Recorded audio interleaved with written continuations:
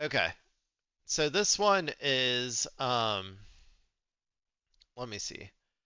So this one is about the oil impact on some of our allies, right?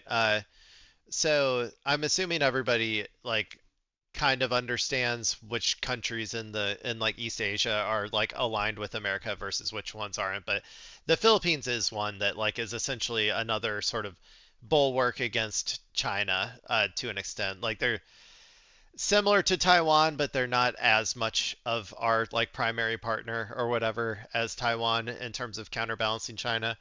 But so apparently the Philippines says that they have 45 days of fuel left, and they are declaring a state of emergency from the Iran war. So we're gonna watch this BBC News article or news cast about it and see what we can gather about this new info. Economic fallout from the US-Israel-Iran war continues. The president of the Philippines, Ferdinand Marcos Jr., has declared a state of national energy emergency in response to the Middle East conflict and what he is calling an imminent danger that is posed to the country's energy supply. Let's take you live to Manila. We can join our Asia business correspondent, Suranjana Tawari, who is there for us. What did the president say, Suranjana? Yes, Lucy, this came in the form of an executive order, which, as with the US, allows the government to take steps, to take measures legally without having to go through Congress for approval. But this has really been bubbling under the surface. The Philippines has seen numerous price hikes since the conflict started in the Middle East. And one issue is that 98% of the Philippines' oil supplies comes through the Persian Gulf. And so the country has really been suffering from everything from transportation. Dude, I keep saying, get solar panels now. Get solar panels now. Like, if energy is going to be this volatile for you, you have to diversify. This isn't some like green energy, like, I don't know, like eco-friendly rationale that I'm trying to give here, even though I am very much an eco-friendly kind of guy. But like you have to diversify just from a strategic, like operational perspective.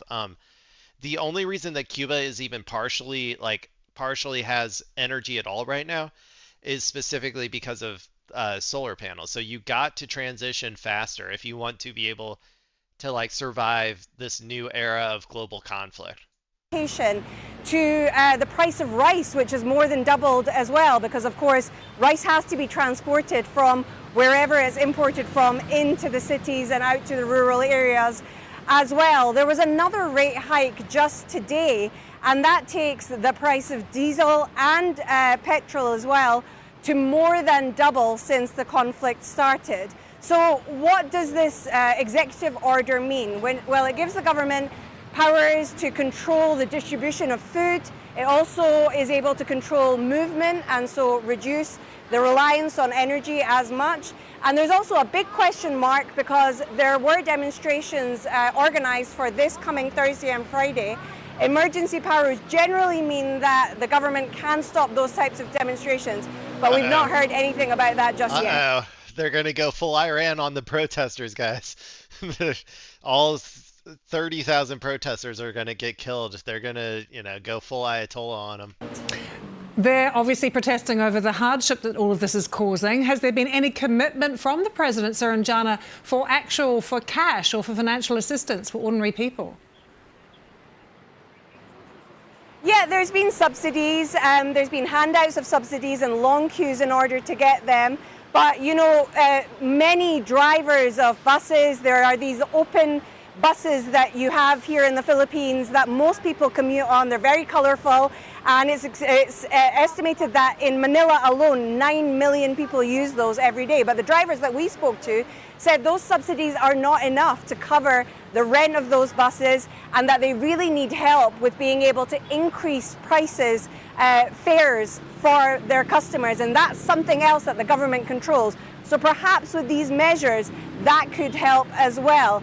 But the other issue is that, those buses also transport kids to school, children all over the country, and they're not able to provide those services. And then, as I mentioned, food getting around the country is also a Yeah, I problem. mean, oil is just such a like bare necessity input to like modern society. It goes into literally everything. Like every single aspect of society is going to become harder and like more difficult and more expensive when oil supply is limited. So like I said, you got to diversify your energy sources. All of these countries, they should have had like a green energy backup a long time ago. I don't know what they were thinking, that like going so slow to it, but um, from a pure geostrategic perspective. But also, this is like, I heard the other day about a story where China was telling Taiwan, hey, if you want full, like, we can provide you full energy access and we can provide you all of the energy you need